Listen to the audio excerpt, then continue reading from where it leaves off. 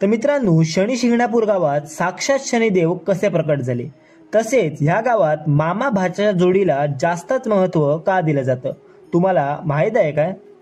तर मित्रांनो, पौराणिक कथेनुसार काही वर्षांपूर्वी शनी शिंगणापूर गावात भरपूर मोठा पाऊस पडला। या पावसात भरपूर मोठा आणि भारी असा दगड गावात वाहून आला।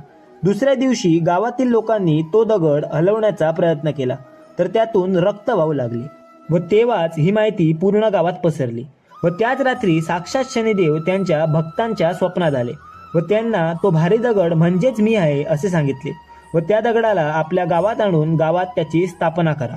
गावातील कोणताही व्यक्ती तो दगड उचलू शकले नाही, म्हणूनच शनिदेव दुसऱ्या दिवशी पुन्हा त्याच व्यक्तीच्या स्वप्नात आले व आपल्याला उचलायला फक्त मामा भाच्याची जोडीच लागेल असे सांगितले।